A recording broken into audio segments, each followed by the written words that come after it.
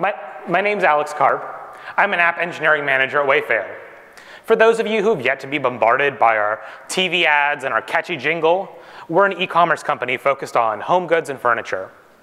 If you like my talk, feel free to follow me on Twitter or connect with me on LinkedIn. So anyway, show of hands. How many of us get nervous walking into an interview? Should be all of us, especially if you're here. So Mark Twain once said, there are two types of speakers, those who get nervous and those who are liars. And I think the same goes for interview candidates. And why shouldn't you be? You're interviewing for this really awesome job at this really great company. You're probably already envisioning working there, all of those great benefits, maybe even spending all of that extra money that they're going to pay you. But that interviewer is out to get you. They're watching, trying to find your every flaw, looking for any reason that they can to say no. And really, being rejected by them would be a huge blow to your perceived value as a human being. Pretty soon, your friends are going to stop inviting you out to the bar.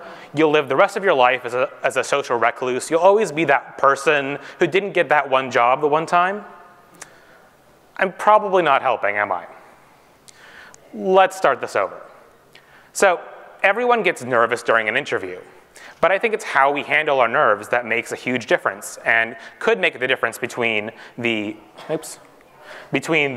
we're so happy to make you an offer phone call and the please try again next year email.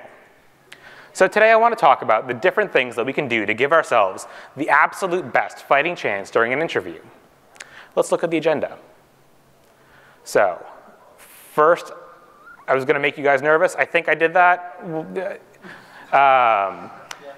Next, we're going to talk about common mishaps that I've seen. Then I want to talk about strategies for during the interview. I want to talk about how we can use all of this new information. And finally, I want to help you walk into your next interview full of confidence.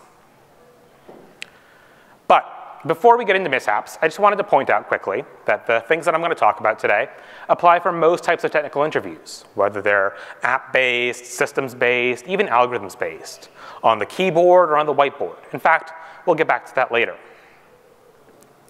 So in the mishaps section, I wanted to talk about a couple of things that I see happening all too often during interviews. One of these things is not being able to commit to a choice. It's this idea that I could either do it this way or that way. Which would you prefer? And quite honestly, what I'd prefer is for them to make a choice. Because usually we're talking about two valid options, like using MVC or MVVM, or recursion or iteration.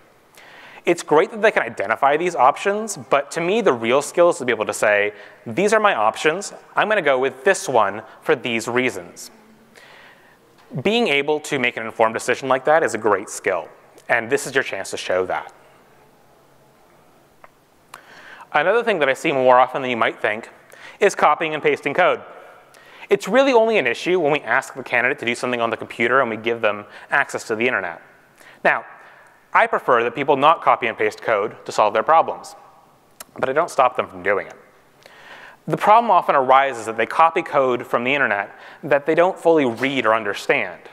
So a few minutes later, when things aren't going well, it's because they don't realize it's because the code that they copied didn't do exactly what they thought it did. I mean, you wouldn't sign a contract without reading it first, right? Maybe that's not the best example. But you get the point. If you're going to copy code from the internet, make sure you understand what it does. Otherwise, you could end up in a lot of trouble. The second thing that I wanted to talk about were different strategies for during the actual interview. So I find that, particularly when I get really nervous, having a set of steps makes it a lot easier to get through things. Having a set of steps means that you always know what's coming next. And it means that I'm much less likely to forget things that are important. So here are my 10 steps for making it through your next interview. Number 1, ask questions. Interview questions are often deliberately vague. They do this to simulate real-life situations. I mean, think about it. In your day-to-day work, it's very likely that you'll run into a situation where you're asked to do something without having all the facts first. This could be that new feature that's missing design mocks, or that big project that's maybe just a little bit short on specifics. In these situations, it's up to you to figure out what information you need and be able to ask questions to get it. This is just like that. Number 2, we need to try out a sample input or normal user flow. If it's an algorithm, we should start out with the most basic input and figure out what that output should be. Then try another input. Then see if you can come up with a process that works for both of them. And then another input. If this sounds familiar, you've probably done test-driven development before. Number 3, think about possible edge cases. For an algorithm, this might be, what sorts of inputs are invalid? What sorts of inputs produce non-standard results? For a feature, this might be, what happens if the user taps somewhere unexpected? What happens if they enter letters for their phone number? Or what happens if the server returns some invalid data? Notice how at this point, we still haven't written a single line of code or fleshed out a single piece of the system. I think that not immediately jumping to writing code makes people nervous. And that makes sense. We're being measured by our ability to write the code that accomplishes the given task. So naturally, we focus on the code, how much we're writing, how quickly we're writing it, and whether we're going to finish. We only have so much time, so why should we waste time not writing code? But here's the secret. Coming up with a solid game plan is a key to success. You don't necessarily have to plan out everything before beginning, but you should have a general idea of what you want to do. In general, the decisions that you make at this point will actually save you time in the long run. The worst thing that can happen is that you start down a path, you get halfway through, and then you realize that it won't work and you have to start over. Number 4, we need to think out loud. And not just at this stage, at every stage. Thinking out loud is difficult to do effectively, but it gives your interviewer valuable insight into the way that you think and the way you go about solving problems. And that's really important. And so to demonstrate how important that is, let's pretend like I'm being interviewed for a position that involves me doing, let's say, a lot of math without a calculator. And the question that I'm asked is, what is 15 times 12? And so now let's imagine that I sit here and I think for several seconds about that question.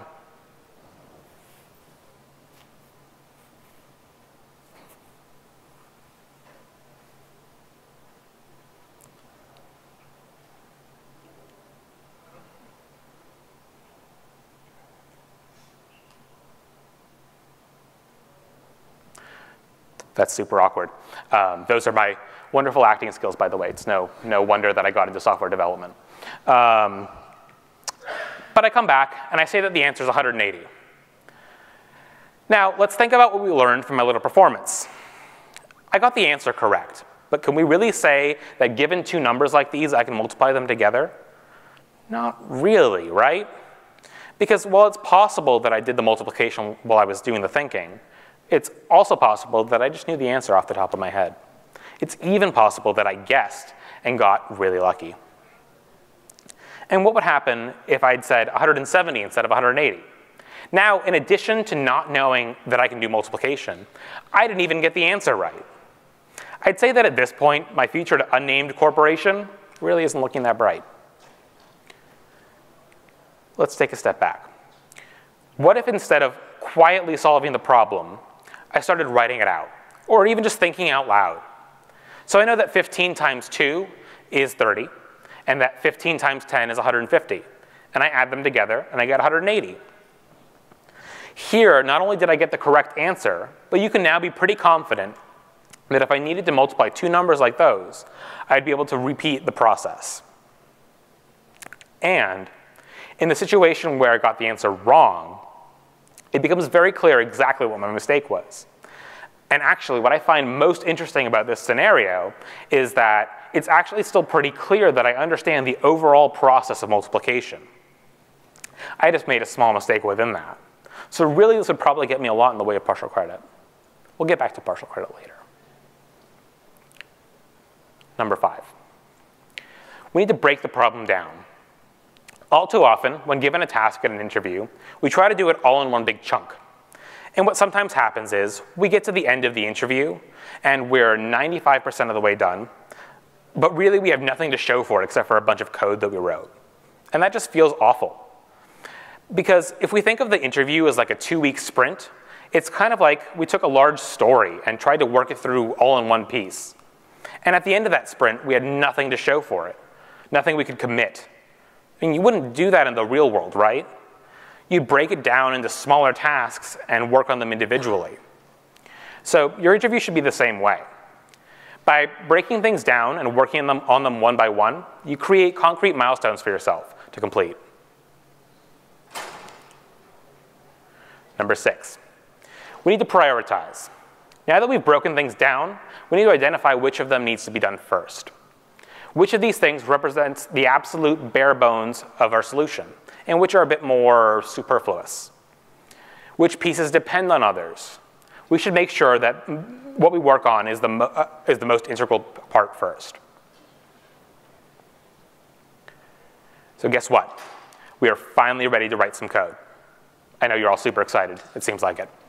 I know it probably feels like those first 6 steps will take up too much of your valuable time during your interview, but trust me, this really will save you time in the long run, because now you've got a game plan. Really, those first 6 steps should only take a few minutes, and I'll show you later how to make sure that's the case. Number 7, don't try anything fancy or new, at least by default. That hot new architecture you just read about, the exciting features and the latest version of your programming language that just came out, it's especially relevant right now, right after dub-dub. Don't use them. You might think, now's my chance to impress my interviewer by trying out this new thing, but just don't do it. It's too much risk. You risk getting lost and having to start over or not being able to finish at all. Your interviewer is much more interested in you getting something accomplished than whether you know how to use the latest robust cloud synergies. Number 8, get something done. Developers often try to commit code as frequently as possible. So why not try to apply that same philosophy to your interview? Start working on the pieces you've identified, one by one, and keep it simple. As you complete them,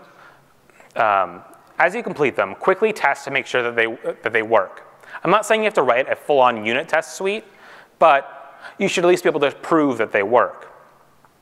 An hour isn't really a lot of time to get something done, and your interviewer knows that. But they are interested to see how you manage your time, just like you would in your day-to-day job. Number 9, we need to reevaluate. No matter how carefully we plan, it's always possible we run into something that we don't expect. Maybe there was one piece that you didn't realize was dependent on another. Maybe the requirements changed a bit halfway through. It happens, sometimes by design, my design. In these situations, we need to be able to look at the plan we've come up with and reevaluate with the new information. Is everything still prioritized correctly? Do I have all the pieces I need? And finally, number 10, everything else. So assuming we've gotten to this point, we've gotten something complete. Even if it's just a basic implementation and we have something working, that's huge. So first, take a moment to pat yourself on the back, because not everybody makes it this far. Now that we've got a tiny bit of the weight lifted off of our shoulders, we can start thinking about the nice-to-haves. These are things like,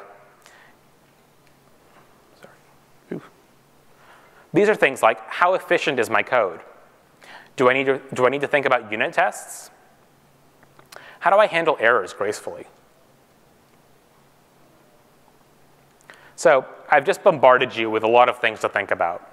But how do we actually use this information to become a better interview candidate? Well, interviewing is a skill. And just like any other skill, we need to practice. Whether you're interviewing for your first job or a seasoned pro looking for their next, everybody needs to practice. Since we're not constantly interviewing, we get rusty. And when we get rusty, we're not going to do as well. One of the things that we should be doing is to work on technical interviewing questions regularly. Maybe try doing 1 a week if you're not actively looking, just to keep your skills sharp. And if you are looking, try closer to 1 a day. I promise you, the more of these you do, the more you'll get comfortable with them. But just make sure that you're focusing on the right things. Oftentimes, I feel like we practice these problems with the purpose of developing our own little bank of problems that we can draw on. Like we're hoping that we'll only get asked questions from this bank. But if we think about the sheer number of questions that we could be asked, represented by this orange circle, and then we imagine the number of questions that we've studied, represented by the blue, that's not a lot. Even if we assume that we automatically get any question that we already know right, those aren't great odds. Now, at this point, you might be saying, but Alex, studying one problem doesn't mean that I can only solve that one problem. I can take the concepts that I learned from that problem and apply them to many more. And I would say, sure, that's true. I'd even be very generous and say, for each problem that uses similar concepts to a problem that you've studied, you'd have a 100% chance of getting it right. Then that looks like this. And you might say, but Alex, that's a 45% chance that I automatically get the answer right. That's pretty good. I would say, well, what if I told you that for the other 55% chance, the problems that you don't know and that aren't similar to any problems that you've seen, you have a 100% chance of getting them wrong? That changes things a bit, doesn't it? It's like if I told you that if you went outside today, there would be a 55% chance that you'd get hit by a bus. Would that 45% chance that you don't get hit still look good? And you might try saying, but Alex, you can't possibly know these numbers for a fact. You're just making them up. And I'd say, yes, I am. But I'm proving a point, because it doesn't matter if it's a 55% chance or a 25% chance or even a 10% chance. Would you go outside? Maybe. But I bet you'd be pretty nervous if you did. Interviewing is the same way. If we only focus on the problems themselves, then we aren't being mindful of the skills that we're using to solve these problems. So we become very good at solving specific types of problems instead of solving problems in general. By thinking about how we specifically go about solving these problems, regardless of whether you solve them the way that I outlined or your own way, you start to build a set of tools that you can use. These tools might not be enough to help you get every problem you don't know correct, but they'll definitely get you a lot in the way of partial credit. And they'll make you feel a lot more comfortable during the interview. Another way you should be practicing is with a friend or colleague. Once you start to feel comfortable solving these problems on your own, it's important to start working on how well you communicate how you solve these problems. As such, have them focus on how well you're thinking out loud. They should be able to tell you exactly how you got from the beginning to the end, what decisions you made, and why you made them. Also have them focus on how well you're breaking things apart. Are you still trying to tackle the entire list at once? Are you breaking things down into the smallest logical pieces? And are the pieces you're identifying making sense? And then, how well are you using those pieces to actually get things done? In our sprint analogy, are you committing frequently? Are you iterating instead of trying to get everything done at once? Doing this with another person will give you valuable feedback and will help you practice those skills. But remember, with both of these ways of practicing, don't try practicing everything that I talked about at once. That's a recipe for a panic attack. Pick 1 or 2 things and start working on them. Once they start to feel more natural, pick 1 or 2 more. And when you're practicing, try to make sure to use a mixture of writing code out by hand and on the computer, because you never really know what you'll be asked to do, and so it's probably best to be comfortable with both of them. I also wanted to lightly tackle the question of what sorts of problems should I be working on and what sorts of things should I be studying. And I say lightly because I honestly don't think it's really useful for me to stand up here and list out data structures and algorithms and architectures and frameworks. There are books for that, some of those books. And I'm happy to recommend you a few more than that. So what I'm going to do instead is recommend that as you practice these problems, take note of the concepts that they use.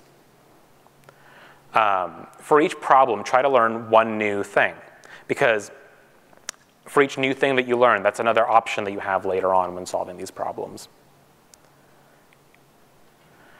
So, to summarize this section, try working on problems alone, and then being mindful of the process you use for solving them. Then try working on these problems in front of someone else, working hard to explain your thought process as you go.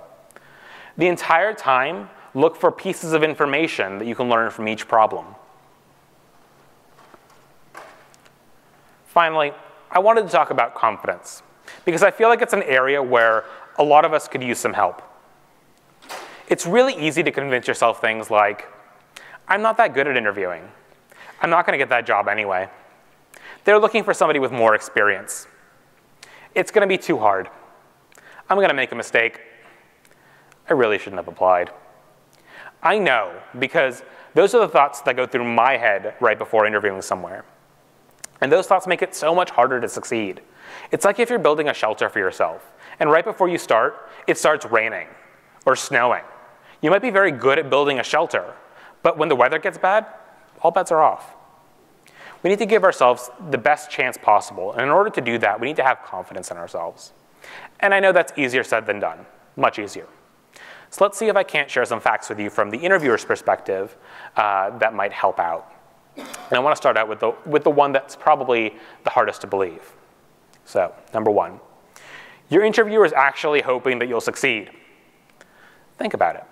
If they're looking to hire somebody, this means that they need more people. And the quicker they find that person, the less time they actually have to spend interviewing.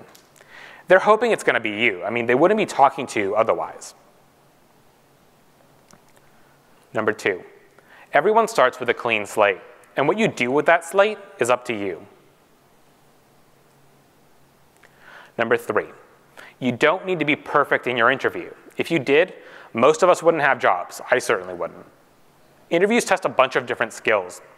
And each job requires a different combination of those skills. As long as you do well enough in the things that you're good at, and do well enough in the things that you're not, that's really all you can ask for. Number four, practice helps with your confidence. The more you practice, the more you'll be comfortable with answering these questions. Number five, things won't go perfectly. They just won't. And expecting that they will only make you more nervous when they don't. Number six, whether you're accepted or rejected, it says absolutely nothing about you, who you are, and your value. And finally, number seven, true confidence in an interview comes from knowing how to approach problems that you don't know the answer to. If you've been practicing, then you know how to do that. So just believe in yourself. Other things you can do include breathing exercises, so breathing in for 4 seconds and then out for 7. Or even power poses. I mean, they sound kind of silly, and they look really silly too, but they really do help. All of these things are just ways of helping yourself fake it until you make it. Time to recap. So first, we talked about common mishaps during interviews. We learned that we need to be able to make informed decisions. And we learned that we shouldn't copy and paste code. Second, we talked about a set of steps for helping during the interview.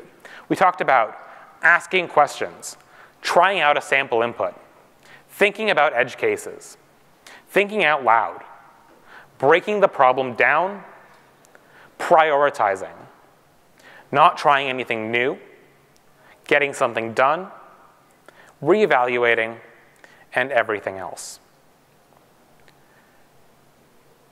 Third, we talked about how to practice, talking about working on problems on our own to develop our own set of steps for solving those problems, even if it's not the one that I outlined. We talked about studying as we go, not trying to study everything that you think you might need all at once. And then once we're comfortable working on problems on our own, getting someone to help us evaluate how well we're thinking out loud, breaking problems down, and getting something done. And last, we talked about confidence. We talked about the things that your interviewer wants you to know, like they want you to succeed, that everyone starts out with a blank slate, that you don't need to be perfect in your interview, that practice helps with confidence, that things won't go perfectly, but that's OK, that your interview has absolutely no bearing on who you are and what value you have. And last, that true confidence comes from being able to, knowing how to approach problems that you don't know the answer to. Interviewing can be stressful, but with proper preparation, it can go really well.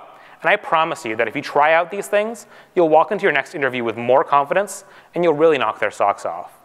And while I'm on the subject, Wayfair is looking for a truly ridiculous number of both iOS and Android developers this year. We're predominantly looking for our headquarters in Boston. We'll also be looking for some more in our Berlin office in the next few months. So feel free to come chat with me about that or check out our careers website. Thanks again.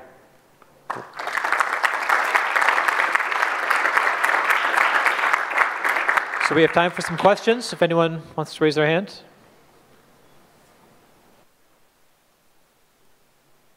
And if anyone else, raise their hand while the question's in progress. Yeah, could you explain the try sample input for step 2? Sure. Is anything in specific about that? No.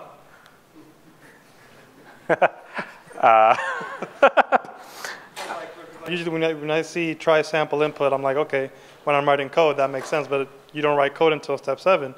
So I'm like, yeah, I guess it just went over my head. Yeah, sure. So it really depends on what sort of thing you're being asked to do. Oftentimes, that's most effective if you're being asked to develop an algorithm, for instance, right? So generally you're given some sort of description of what you want, and so you have an idea of what sorts of values you might get. Right? So, say we're asked to write an algorithm that multiplies 2 numbers, right? So you get, so you're expecting 2 integers, and sample inputs, easiest ones might be 1 and 1, for instance, right? Yeah. Yeah, and then from there, going on to slightly more complex, and as you develop more and more of them, you start to see patterns emerging. Any more questions? All right, thank you, Alex. Thanks.